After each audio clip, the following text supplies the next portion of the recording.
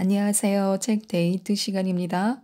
이번에 소개해 드릴 책은 이제는 오해하면 그대로 둔다라는 책입니다. 김다슬 지음, 슬로우 어스 그림, 스튜디오 오드리에서 나온 책입니다. 이 책은 우리 마음을 콕콕 집어 대신해서 말해주고 있는 책입니다. 오해는 쉽고 관계는 어렵다. 누구에게도 상처받을 필요는 없다. 매일 무너져도 다시 당신이 있어서 참 다행이다. 이렇게 총 4부로 구성되어 삶의 다양한 상황에 대해 따뜻한 시선으로 때로는 이성적으로 풀어내고 있는데요. 하나씩 살펴보도록 하겠습니다. 이제는 오해하면 그대로 둡니다. 예전에는 너무 억울해서 하나씩 따지고 바로잡기 바빴습니다. 굉장히 피곤한 소모성 일이기에 더는 그러지 않습니다.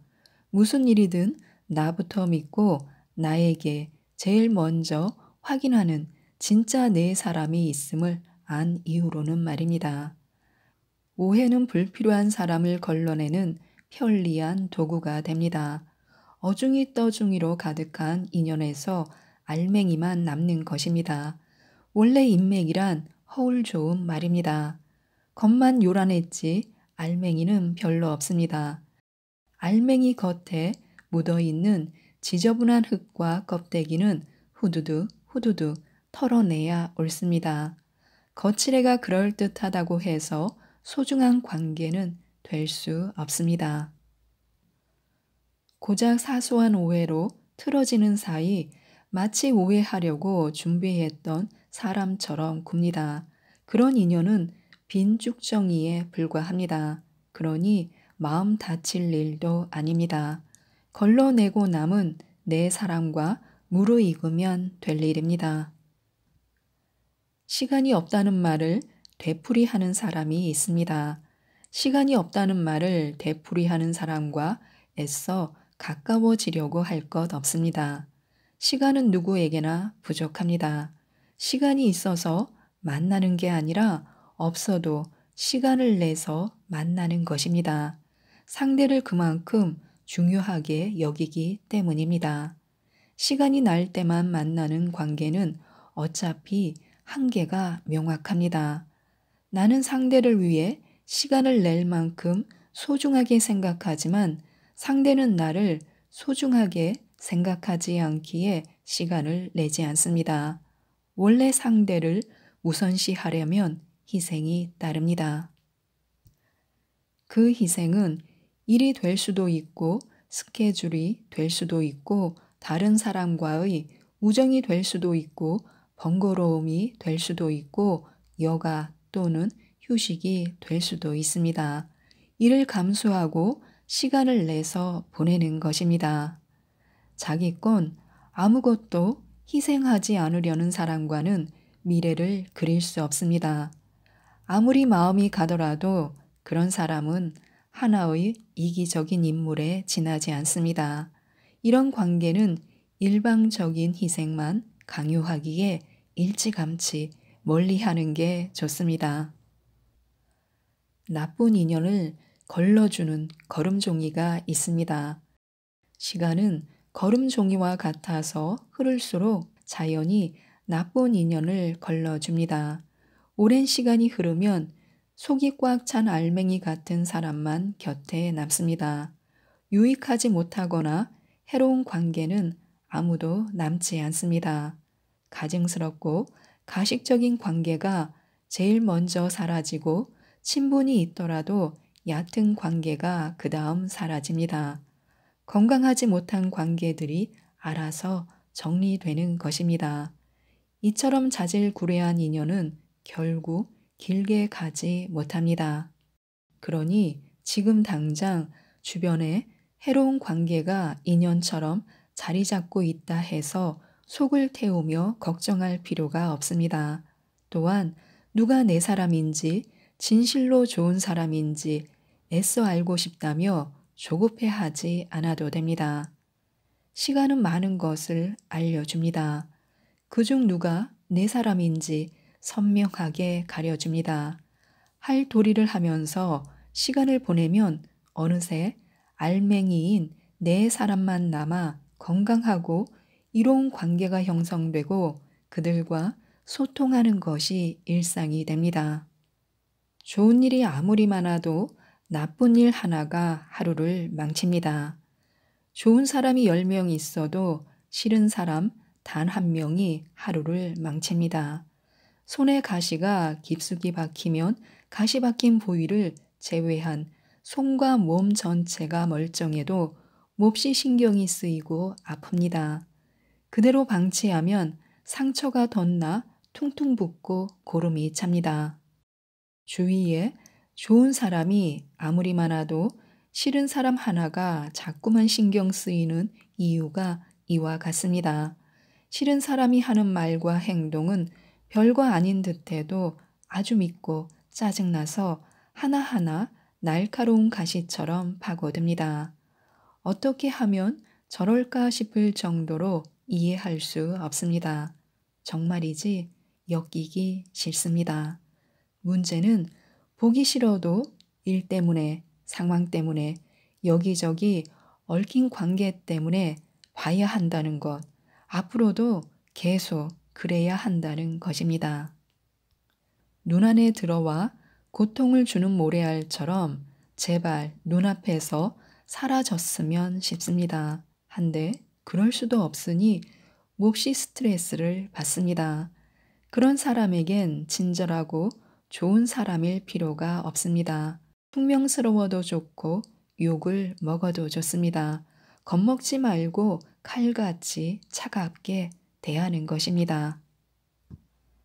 명확하게 선을 긋고 더는 마음대로 굴지 못하게 해야 합니다. 싸움이나 인신공격 같은 얘기가 아닙니다. 날카롭게 따박따박 따지기만 해도 상대는 꼬리를 맙니다. 때론 이런 공격적인 태도가 필요합니다.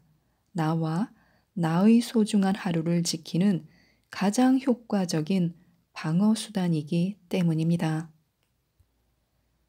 실망은 생각보다 작은 일입니다. 실망은 의외로 작은 일입니다. 거대하게 인식할 거 없습니다.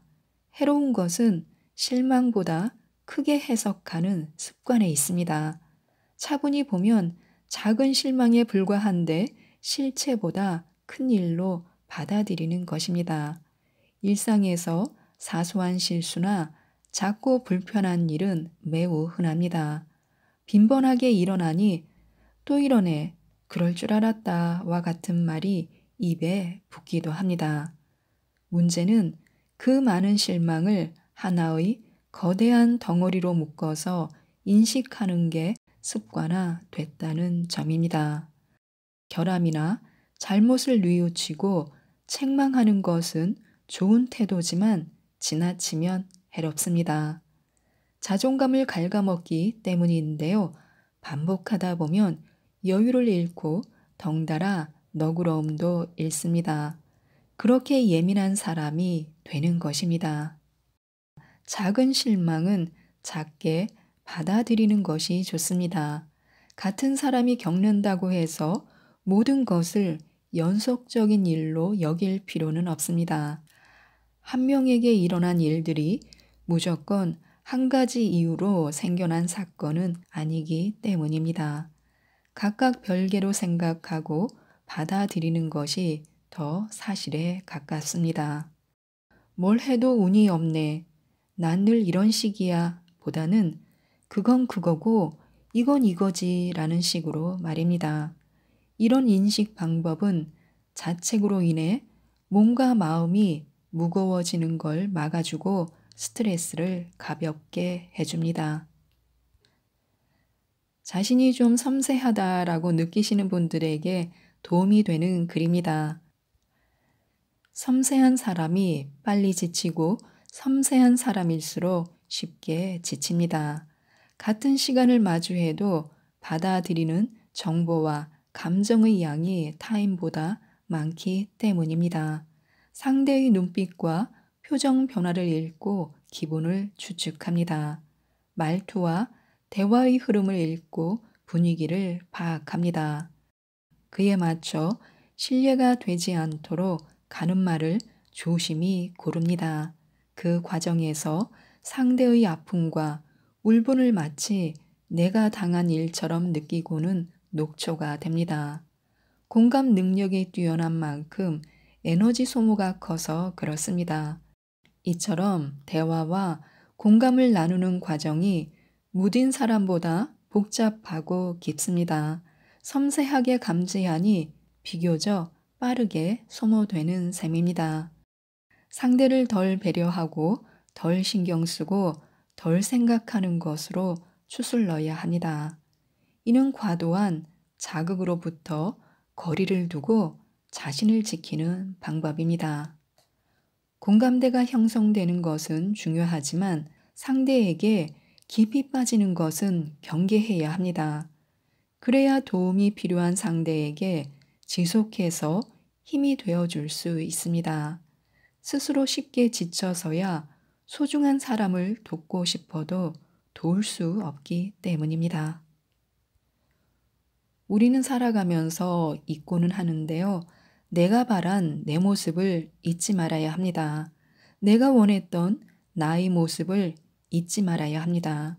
살다 보면 자꾸만 중요한 걸 잊게 됩니다.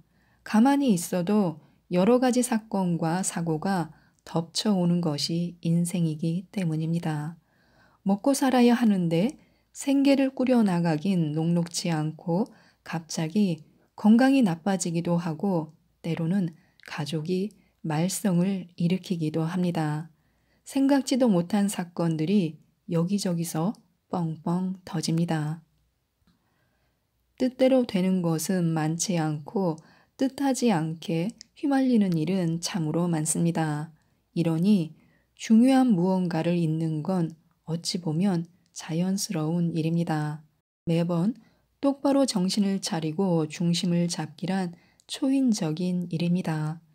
우리는 날 때부터 모두가 종국에는 쓰러질 존재입니다. 그러니 내가 원하는 것이 아무리 사소한 것일지라도 해보는 것이 매우 중요합니다. 그것이 쌓여서 원하는 모습이 됩니다. 꼭 꿈이나 거창한 목표가 아니어도 저렇게 살고 싶다, 저런 사람이 되고 싶다 정도의 바람은 누구에게나 있습니다. 원하는 모습을 반듯하고 완벽하게 구현하지 않아도 괜찮습니다. 보잘것없이 작을지라도 그렸던 모습과 조금씩 닮아가면 충분합니다. 그게 나를 나답게 만드는 가장 유익하고 아름다운 일입니다. 걱정이 많으면 놓치는 게 많아집니다. 걱정이 많아지면 그만큼 잘해내기보다 오히려 놓치는 게 많아집니다. 지레짐작과 겁이 늘기 때문인데 그럴 땐 내려놓을 줄도 알아야 합니다. 그래야 보이지 않던 것도 보이기 때문입니다. 걱정해서 걱정이 없어지면 걱정이 없겠다라는 격언이 있듯이 걱정의 특성은 끝이 없는 것입니다. 끝이 없는 것을 끝내려고 하니 여러 가지 문제가 생깁니다. 사람이 걱정거리에 사로잡히면 우선 다른 일이 눈에 들어오지 않을 만큼 시야가 좁아집니다. 나에게만 왜 자꾸 이런 일이 생기지 싶어서 불안감과 열등감이 생깁니다. 모든 현상을 부정적으로 보는 좋지 못한 관점이 길러지고 습관적으로 움츠립니다. 자기도 모르게 한숨을 푹푹 내쉽니다. 애태우고 근심하고 상심하느라 말입니다. 먼저 걱정은 끝이 없다는 특성부터 이해하는 것이 좋습니다. 이미 벌어진 일은 인정하고 앞으로 다가올 일은 겁내지 말고 받아들일 줄 아는 게 중요합니다. 그래야 꼬리에 꼬리를 무는 걱정거리에서 해방될 수 있습니다. 그 일은 그럴 수밖에 없었다고 여기며 내려놓음으로써 해방되는 것입니다. 의외로 담담하게 받아들이고 자연스러운 현상이라 여기면 마음이 한결 홀가분해집니다. 지독한 게으름의 악순환을 끊어야 하는데요. 할 일을 자꾸 미루면 자기가 자기 자신에게 실망합니다. 분명히 해야 할 일이고 스스로 그 사실을 알면서도 하기 싫어서 귀찮아서 자꾸만 미룹니다. 오늘의 나를 내일의 나에게 미루는 태도는 며칠 정도는 괜찮습니다. 무한 반복하는 게 문제입니다. 몇 주, 몇 개월 미루기 시작하면 그때부터는 걷잡을 수 없습니다. 대표적인 예로 다이어트나 운동, 꾸준히 해야 하는 공부가 그렇습니다. 그러다 보면 본인도 본인이 나태하다는 사실을 알기 때문에 그런 자신의 모습에 실망합니다. 실망이 거듭되면 자책하게 되고 이어서 자존감이 낮아집니다. 악순환의 고리가 완성되는 것입니다. 자존감이 낮아져서 할 일은 손에 잡히지 않고 다시 미루게 되고 더 실망하고 또 자책하고 더욱더 자존감이 낮아집니다. 이렇듯 나태함은 사람을 평생 따라다니며 괴롭힙니다. 나중엔 죄책감마저 듭니다. 이럴 땐 모든 걸 완벽하게 한 번에 다 하려고 하지 말고 아주 작고 하찮은 것부터 하나씩 천천히 하는 게 좋습니다. 왜냐하면 그것만으로도 악순환이 끊어지기 때문입니다. 먼저 악순환을 끊는 것이 중요합니다. 나랑 잘 맞는 사람이 있습니다. 나랑 잘 맞는 사람은 먼저 말이 통합니다. 대화해보면 말이 통하지 않는 사람이 의외로 많습니다. 말이 툭툭 끊어지거나 말문이 턱턱 막히거나 할 말이 금세 없어집니다. 서로 관심 분야가 비슷하고 생각도 닮아야 말이 통하는 법입니다. 사람은 일단 말부터 통해야 즐거울 수 있습니다. 두 번째는 설레기보다 편안합니다. 설렘은 좋은 거지만 감정 기복의 일종입니다. 오르내림이 분명히 있습니다. 그보다는 감정의 중심을 잡아주는 안정적인 사람이 좋습니다. 설렘이 없어야 한다는 말이 아니라 설렘보다 편안한 안정감이 더욱 중요하다는 얘기입니다. 세 번째는 가치관이 맞습니다. 가치관이 맞지 않으면 무얼 해도 틀어지기 마련입니다. 한 방향을 보고 함께 걸어야지 한 사람이 자꾸 딴 방향을 보고 걸으면 옆에 있는 사람이 몇 배로 힘이 듭니다. 네 번째는 별거 아닌 말도 즐겁습니다.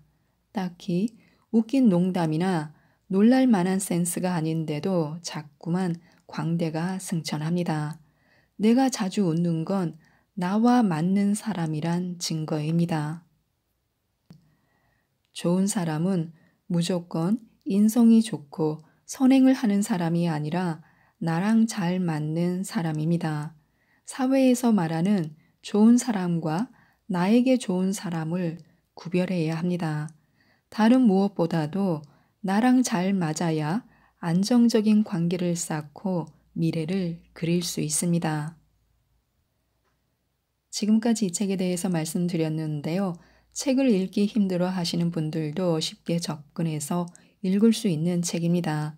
우리들이 살아가면서 만나게 되는 순간순간의 감정들을 잘 짚어내고 있기에 이 책, 이제는 오해하면 그대로 둔다를 꼭 한번 읽어보시고 편안한 마음 상태를 유지하셨으면 좋겠습니다. 이상 책데이트였습니다. 감사합니다.